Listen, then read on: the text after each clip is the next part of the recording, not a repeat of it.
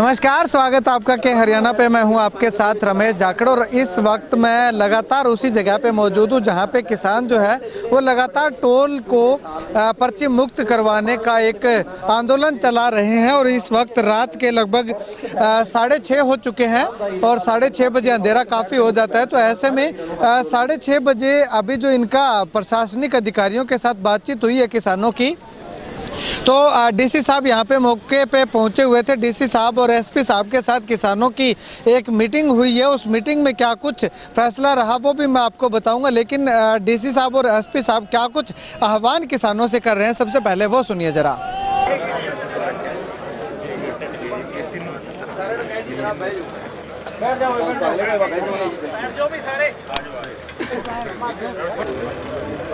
देखिए, अगर आप अपनी कोई बात कहना चाहते हैं, प्रजातंत्र में बात करने का तरीका होता है, तो आप अपने तरीके से अपनी बात को पेश करना चाहते हैं तो कर सकते हैं, सभी करते हैं सारे। लेकिन नेशनल हाईवे को ऊपर जाम लगाकर तंबू लगाना ये कानून का अनुसार है। हम आपको सूटेबल जगह देने के लिए तैयार हैं। आप अपनी बात करिए, जैसा आप प्रदर्शन करना चाहिए किसी के संगीत करिए, उससे कोई वो नहीं। लेकिन नेशनल हाईवे के ऊपर जाम लगाकर ये बैठना ये कानून प्रद नहीं है। इसके अंदर सुप्रीम कोर्ट की स्पष्ट रूलिंग है।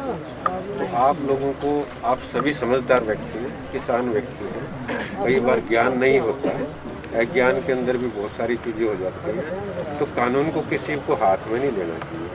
हमारा आप लोगों से अनुरोध है कि आप कानून को कृपा करके हाथ में लें। किसान बड़ा अच्छा व्यक्ति होता है, मैं भी किसान से ही परिवार से निकला हूँ। तो किसान कभी भी आज तक मैंने नहीं देखा कि किसान कानून को हाथ में ले। ठीक है, आप, मुझे उम्मीद आप भी नहीं लेंगे।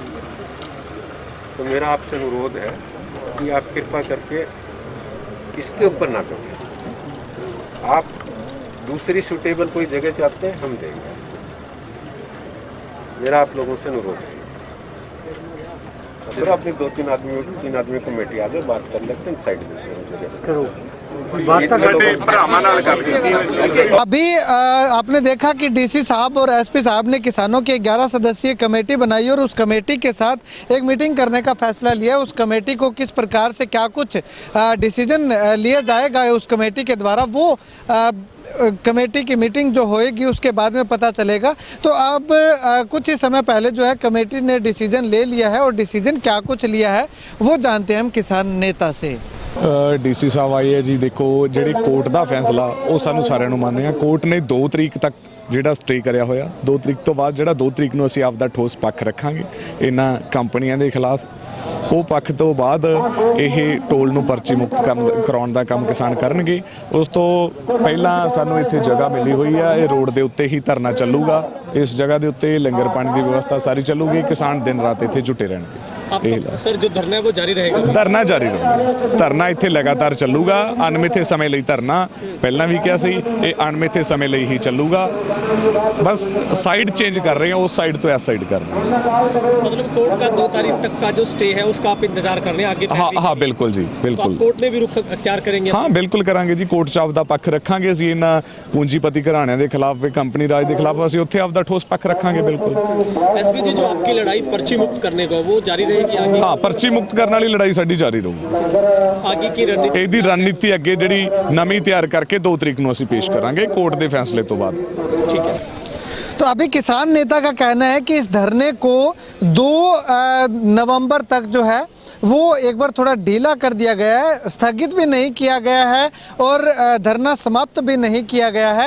धरना एज इट इज़ रहेगा, लेकिन धरने की जो जगह है वो चेंज की गई है, क्योंकि कोर्ट के ऑर्डर हैं और कोर्ट के ऑर्डर हर भारतवासी को मानने का जो प्रावधान है, कोर्ट का ऑर्डर जो है वो मानना पड़ता है, कानून की अवहेलना नहीं की जाती। तो ऐसे में कोर्ट के ऑर्डर को ध्यान में रखते हुए 2 तारीख तक जो है, 2 नवंबर तक जिन्होंने, इन लोगों ने कंपनी के, टोल कंपनी के मालिकों ने जो स्टे लिया हुआ है, उस उसके खिलाफ जो है 2 तारीख को वो कोर्ट में अपना इस्तिगासा दायर करेंगे, अपनी केस उसके खिलाफ में लड़ेंगे। तो इस किसान नेता है उनका साफ तौर पे कहना है कि ये जो लड़ाई है वो लगातार जारी रहेगी। धरने की जगह चेंज कर दी गई है, धरना दूसरी साइड से उठा करके दूसरी साइड कर दिया गया है, यानी कि जिस साइड लगा हुआ था उसके बिल्कुल अपोजिट साइड कर दिया है। लेकिन धरना समाप्त नहीं हुआ है, धरने पे लगातार किसान बैठे रहेंगे, शांतिप्रिय रूप से बैठे रहेंगे। पहले किसानों का कहना था कि इस धरने पे वो रोड को जाम करे रखेंगे अगर टोल पे पर्ची कटी तो।